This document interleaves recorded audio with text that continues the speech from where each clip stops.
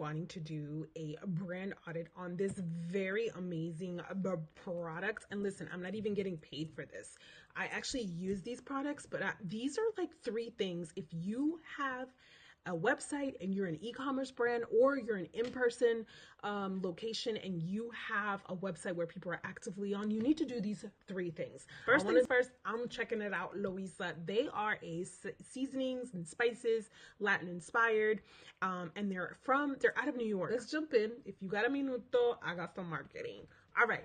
Here we go. So first things first, as you can see here, this is a pop-up form, and not only they give you their email address and they want 10% off. This is brilliant. Okay, I actually have adopted this on my crafts business, and it has worked phenomenal, because now you're getting to know them before you even give them the 10%, or even before they go shopping.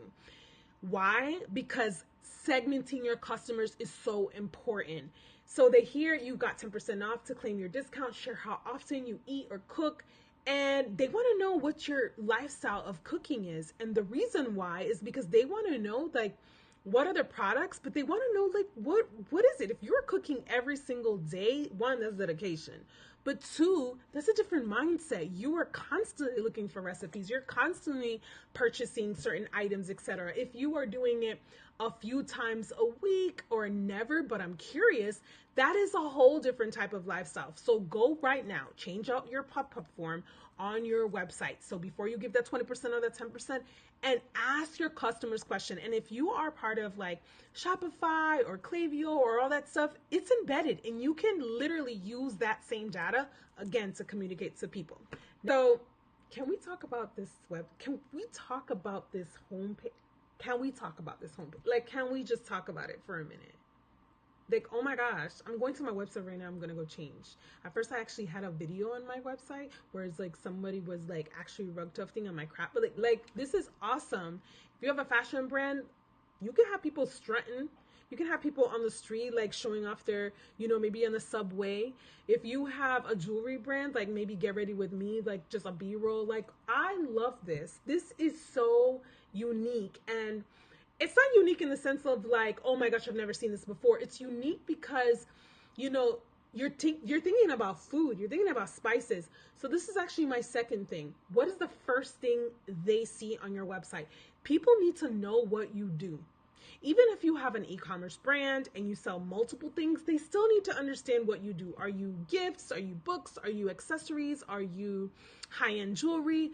They need to understand that, because so many times you go on a website and you don't know what somebody does, right? So everything is super clear, from pantry, gift sets, merch, must, find us, blog, recipes. Like, this is so clear and it's so to the point.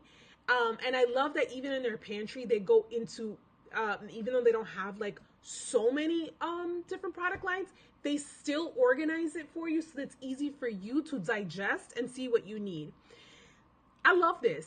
And you need to look at it, because that is part of the customer experience of what makes people annoyed and not want to buy something. If you have a fashion brand, or if you have a service that you are like, maybe you might need to explain that. You see how like in the pantry here where it's like the different collections, and it specifically explains what that collection is. Sometimes you might need that extra oomph if it's depending on what your product or your service. So that's number 2, making sure that when somebody goes on your website, they know exactly what you do, and it's super, super, super clear.